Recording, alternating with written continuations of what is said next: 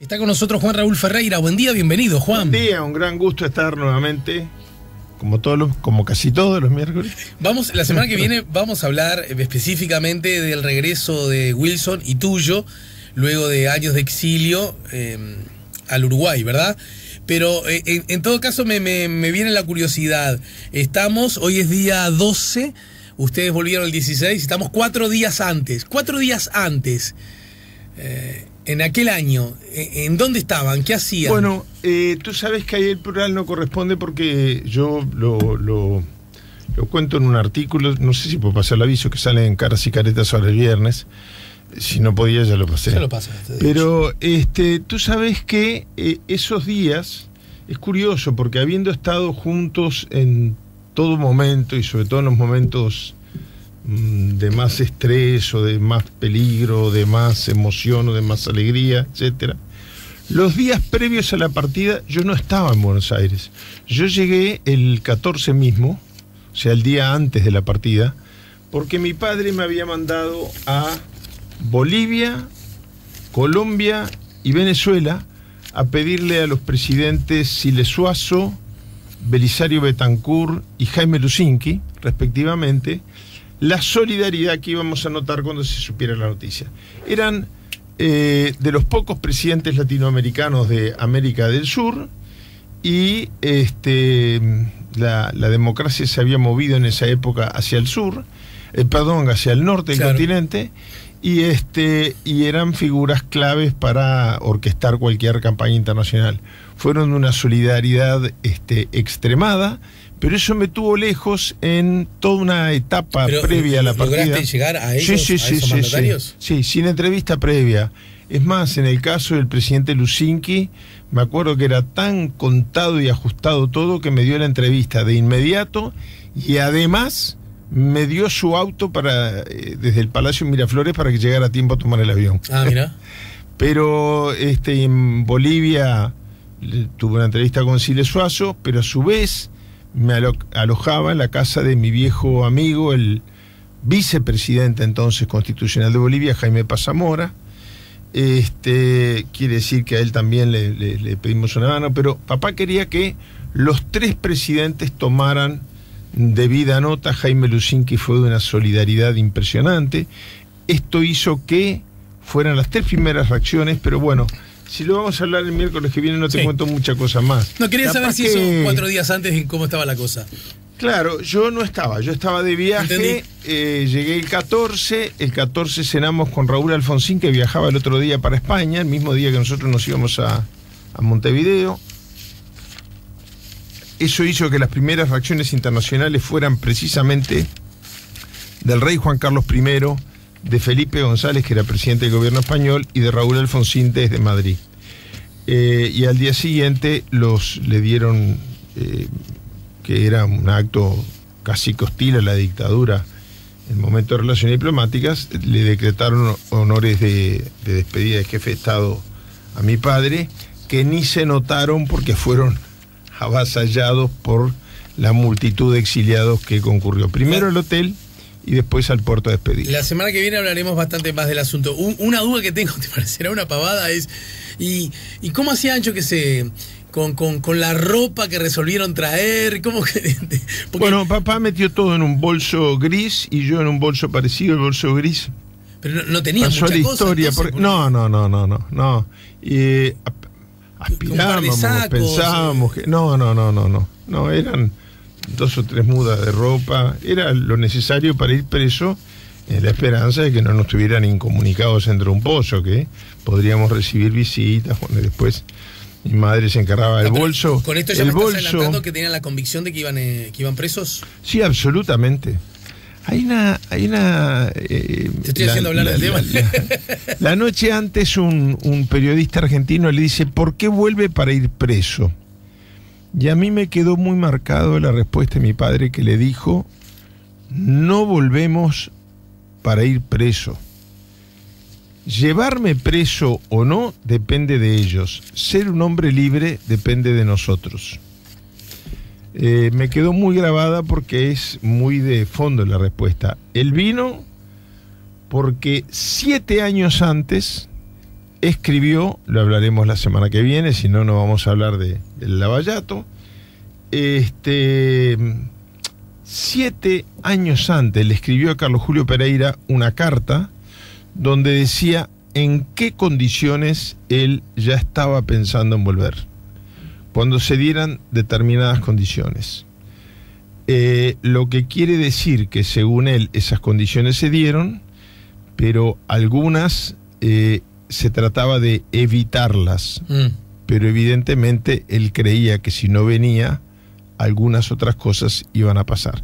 Lo charlamos, si te parece, dale, me parece el miércoles que viene. Yo aprovecho para no interrumpir entonces al final, para avisar que de forma no partidista, ni sectorial, ni proselitista, el lunes 17 será la conmemoración pública del 35 aniversario del regreso en el departamento de Maldonado, que es a donde primero se dirigió el buque.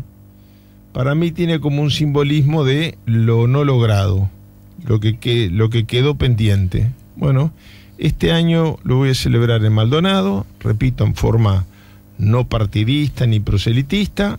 La gente que nos esté escuchando en Punta del Este, o la gente que tenga ganas de ir, o los que tengan amigos en Maldonado, va a ser en el Centro de Comerciantes Minoristas en Román Guerra, Casi Rincón. Bien. A las 19 horas. Dice El País de Madrid, Bolsonaro muestra públicamente su apoyo a Moro. El presidente de Brasil aparece junto a su ministro de Justicia en un acto oficial. Hasta la tarde de este martes no se había pronunciado sobre las acusaciones de falta de imparcialidad del ex juez del caso Lavallato. Y justamente sobre el mismo tema, el observador destaca: analistas creen que la filtración en el caso Lavallato acerca a Lula a la libertad, mientras que La Diaria subraya en su página internacional número 12: Bolsonaro evitó referirse a la situación generada en torno al ministro Sergio Moro.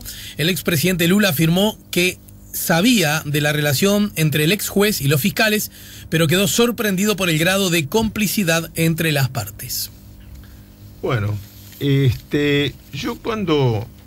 siento una perdón que diga algo tan pequeño al lado de lo tremendo del tema, yo siento hasta una pequeña gratificación personal, porque yo siempre sostuve la inocencia de Lula, y muchas veces eso hizo objeto de que gente, incluso que no tenía ganas de pelear, sino que simplemente discrepaba, me decía que cómo yo podía defender. Yo me pregunto si toda la gente que en las redes sociales me puso ante un pronunciamiento de la justicia brasilera, tú sostienes lo contrario, tendrías que pedir perdón públicamente, si ellos ahora van a pedir perdón públicamente. A mí me sorprendió que el presidente Bolsonaro no hiciera ninguna reflexión, lo que desde mi punto de vista quiere decir que no tiene respuestas, porque el juez Moro, que es el responsable de todas las irregularidades procesales del juicio de Lula, es una figura clave en el gabinete, no es un ministro más. Es el ministro que, siendo juez, metió preso a aquel que las encuestas decían que ganaba la elección. Pero además, ya siendo ministro de Justicia, el presidente Bolsonaro ha anunciado que anunció en su momento que lo iba a proponer para la Corte Suprema de Justicia. Entonces, esto pone en juego algo más que el tema de Lula, que es toda la falta de credibilidad del sistema de justicia brasilera. Yo creo, lo digo con todo respeto, es más, hasta con cierta admiración, que la Iglesia Católica es un centro de información muy importante. Tuviste que cada vez que ocurre un hecho trascendente en la historia del mundo, lo primero que se pide, antes que la CIA, porque antes no existía eso de pedir que la CIA, cuando yo era chico no existía eso. Yo estoy muy contento porque han aportado mucho para el libro en el cual estoy trabajando y que pienso presentar en julio, más tardar primeros días de agosto. Impresionante los documentos clasificados que hemos conseguido. Pero siempre los temas claves, desde el holocausto judío al exterminio de los gitanos del nazismo, sale a luz cuando el Vaticano abre sus archivos. Entonces yo me pregunto, ¿alguien podía creer, si alguna duda tenía, que el Papa Francisco, cuando le manda la carta que le mandó a Lula, que si bien es cierto que está presentada, porque hay relaciones diplomáticas entre Brasil y el Vaticano, como una carta de condolencia, porque en el año y pico que lleva Lula preso, murieron 3 mujeres muy importantes en su vida, de 3 generaciones distintas: su madre, su esposa y su nieta. Entonces, un hombre que ha sufrido eso, con ese pretexto, lo digo, me hago cargo, el Papa le manda una carta donde dice, entre otras cosas, el bien vencerá al mal y la mentira será vencida por la verdad. Digo, es toda una definición que no lo quieren entender.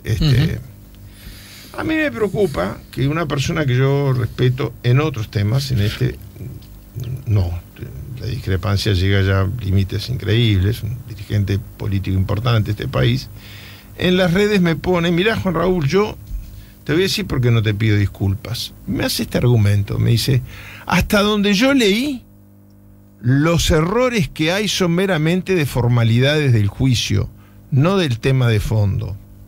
Y yo me pregunto, ¿qué es la justicia sino la formalidad de un juicio? Es decir, ¿a dónde vamos a parar si con todas las cosas que antes la sociedad no aceptaba y ahora acepta, le agregamos que bueno, cuidar la forma de la justicia no importa? Si vence el plazo para presentar pruebas y se presenta después es lo mismo. Pero no habíamos quedado que lo político no debe estar encima de lo jurídico, justamente. Que cuando se mantuvo eso era un error. Ahora se está diciendo, bueno... Sí, a ver, no dice que es inocente, dice que el juicio fue irregular. No, perdón. La inocencia no hay que probarla. Lo que tiene que probar la justicia es la culpabilidad. La inocencia siempre hay sobre cada uno de nosotros, y de San Francisco de Asís, si viviera, una señal de interrogación. Lo que tiene que probar la justicia para proceder es la... Y las formas en la justicia hacen a la esencia del ejercicio de la justicia. Pero además, en el caso de las revelaciones de la prensa brasilera, hay también demostración de situaciones, repito, la justicia no se puede probar, lo que hay que tratar es la culpabilidad, de falta absoluta de pruebas en las acusaciones más graves contra el presidente Lula. No es solamente que no se cumplieron las formas, que ya es muy grave. De las grabaciones surge que el juez le daba instrucciones al fiscal. El juez se comunicaba, y esto lo descubren grabaciones que hace, acá trasciende como que es un órgano de prensa, no, es una emprendimiento informativo de Estados Unidos muy importante, que se llama Intercept, que graba estas conversaciones donde el juez Moro le dice al fiscal lo que tiene que decir, le dice al fiscal que tiene que acusar, le llega a decir que apure la acusación porque existe la posibilidad de que Lula termine ocupando un ministerio, en caso cual no se podría llevar adelante el juicio, y que entonces por favor le presente la acusación 15 días antes de lo que estaba previsto. Es decir, todo el juicio de Lula, como en lo personal yo he sostenido siempre, ha sido un gran mamarracho. A modo de ejemplo, para que la gente entienda, Juan, sí. El juez, ya no hablo de Moro, el juez debe mantenerse al margen de esos vericuetos de la investigación, porque justamente una vez que se nutre de las pruebas, semiplenas pruebas, es ahí que él debe tomar decisión, ¿no? Claro, tanto en el sistema brasilero, donde la indagatoria la lleva el juez, como era acá antes, antes del nuevo código, ahora la indagatoria la lleva el fiscal. En los dos sistemas, el juez no puede, bueno, en el caso de Brasil es más grave porque esta norma de que el juez no puede ni siquiera tener contacto con el fiscal, no ya decirle qué es lo que tiene que poner en el escrito, no puede tener contacto con el fiscal sobre el tema.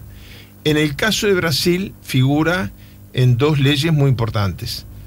En orden de importancia, primero la Constitución de la República de Brasil y segundo el Código Penal. Entonces, no hay, ¿por qué no hace declaraciones de Bolsonaro? Y porque no tiene nada para decir. No hay defensa posible.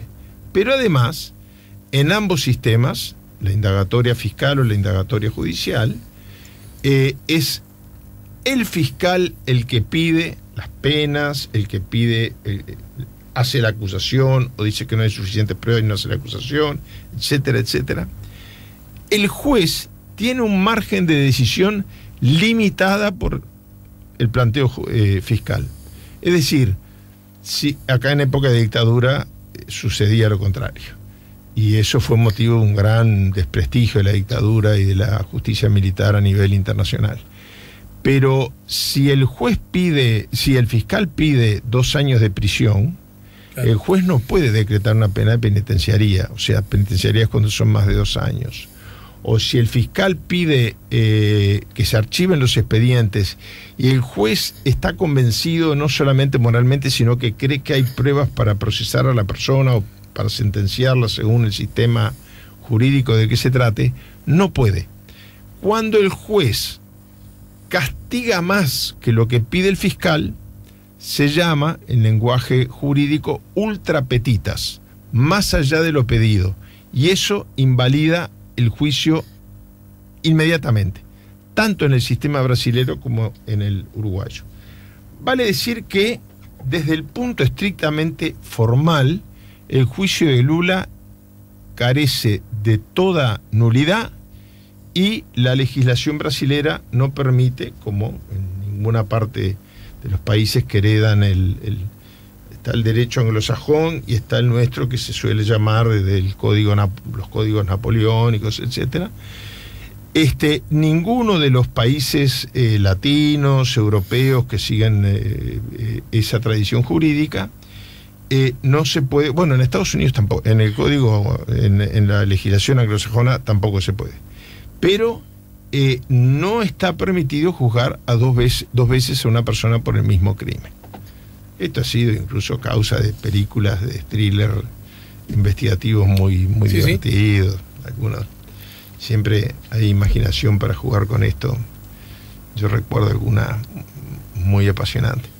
Pero bueno, en todo caso, lo que no cabe ninguna duda es que si Brasil se ajusta a derecho, ya tendría que estar en libertad Lula. De todas maneras, repito, basta demostrar que se violaron flagrantemente todas las formas para que alguien se pregunte, bueno, ¿por qué se violaron las formas?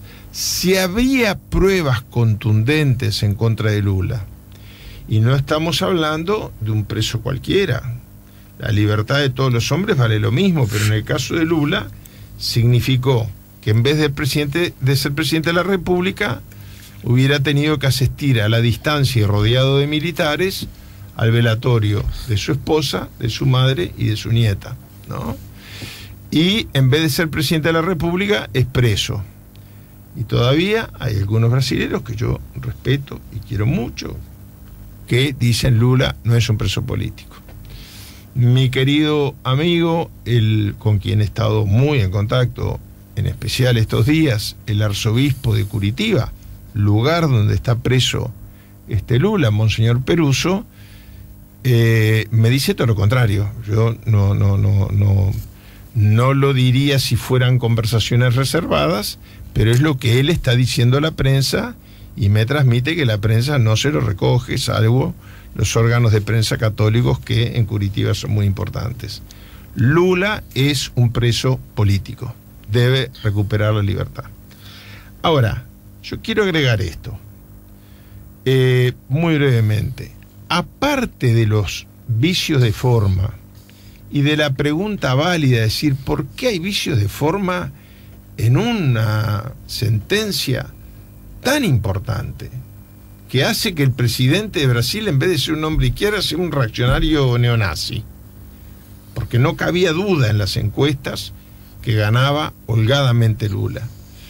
También figuran por parte del juez Moro las campañas con algunos medios de prensa de ultraderecha brasileros para desprestigiar durante la campaña electoral a Haddad, el candidato que dejó Lula en su lugar.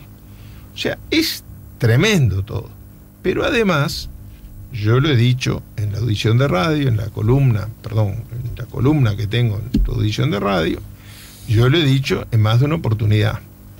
Primero fue el hijo del expresidente Django Goulart, que me mandó alguna documentación, sobre todo sobre esta vivienda que le asignaban que era propiedad de Lula, y ahora resulta que en un embargo a su verdadero dueño marchó a remate judicial y se lo remataron. Si fuera de Lula no la podían rematar. Pero esa vivienda, Lula no la visitó nunca, no la conoce, nunca estuvo en ese balneario, nunca estuvo su esposa, no pasó una noche ni en esa vivienda ni en ese balneario. Todo esto está en el expediente, y cuando le dice, pero señor juez, ¿usted tiene alguna prueba de que yo tengo algo que ver con esa vivienda? El juez Moro le dice, no, pero estoy convencido de que sí. Y eso, en el derecho, no vale. Si no tiene pruebas. Claro. Ya hace algunos días, sin saber de este escándalo que iba a estallar, hubo algunas declaraciones. Por eso es que yo creo que el Papa Francisco se comunica a través de un abogado del Vaticano con Lula en la prisión, y le dice que la carta que le había mandado con motivo de la Pascua cristiana la haga pública. Da la casualidad que cuando el Papa manda a decir eso, yo creo que el Papa no es ningún tonto y que no da puntada sin hilo. Lo digo con absoluta franqueza. Es un Papa muy político, no quiere decir que sea sesgado, quiere decir que entiende la política latinoamericana, bueno, entre otras cosas porque es un latinoamericano. Entonces, el Papa, cuando da esa instrucción de que se dé a conocer su carta hace cosa de 15 días más o menos, coincide con dos testimonios previos a este escándalo que ya demostraban las irregularidades del juicio. Primero, la jueza, no me acuerdo el nombre ahora, un nombre árabe, que es, allí hay un sistema que es, el juez Moro fue el juez de primera instancia, pero allí, antes de la apelación, hay una segunda instancia confirmatoria.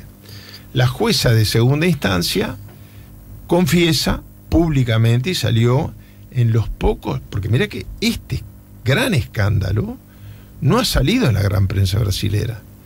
Así que hoy en el mundo contemporáneo no hay mucha censura de prensa por las redes y hay algunas, las redes sociales me refiero. Hay también algunas redes de televisión en Brasil como La Globo que dan a conocer la noticia, pero la red Bandeirante, los sectores más conservadores ni siquiera se han hecho eco de la noticia. Acá no pasó nada. Bolsonaro hoy saldrá la noticia que no dijo acá no pasó nada, dijo no voy a declarar nada sobre lo que pasó, que no es lo mismo.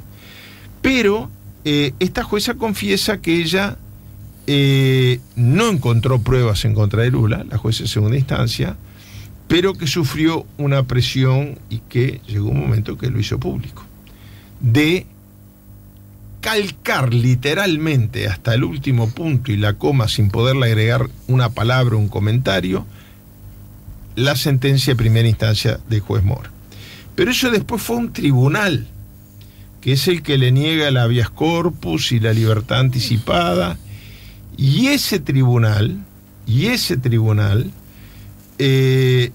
integrado por 5 ministros, 2 de ellos hacen público y renuncian a su cargo, porque debe ser, yo creo que todavía hay gente a la cual le pesa la conciencia, renuncian a su cargo porque dicen que a ellos les ocurrió lo mismo en el tribunal.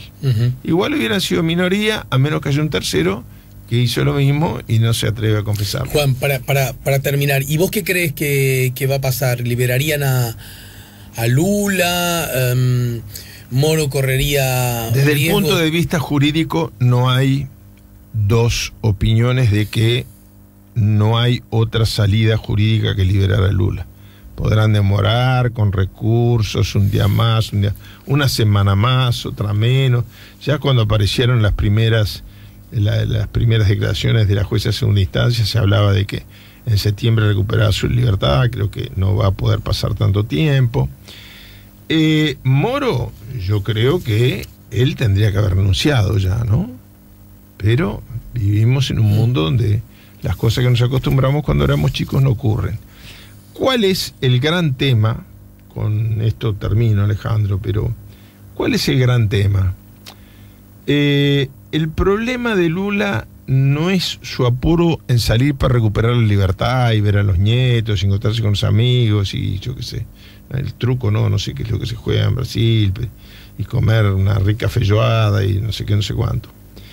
Lula es consciente, pero sobre todo es consciente el gobierno brasilero, que esta presión, a ver, el diario El País de Madrid, no un diario de izquierda, ¿no? El diario El País de Madrid concluye que que el juicio de Lula es inválido, no lo duda, pero el diario El País de Madrid editorializa diciendo las elecciones son inválidas, porque se hizo una conspiración para meter preso al candidato ganador.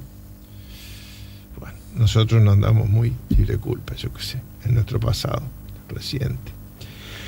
Pero, en todo caso, allí no hubo acuerdo de ningún tipo, de nadie con nadie, ni nada. Entonces el País de Madrid dice, hay que declarar nula las elecciones. Yo no digo que estén obligados a hacer lo que dice el País de Madrid, pero no es una opinión, repito, de izquierda, es un tema que se va generalizando en la opinión internacional. Entonces lo que sí creo, no creo que Bolsonaro quiera convocar elecciones y decir yo llegué acá por una trampa, no es ese tipo de gente. Pero lo que yo digo, y con esto termino, es Lula libre es un factor de movilización que todo el PT en su máximo esfuerzo no puede lograr. Es decir, si hay una marcha de protesta sobre Brasilia, por decir algo, estoy inventando en este momento, y Lula está libre y la encabeza, es una cosa totalmente distinta que si el PT convoca a una marcha de protesta.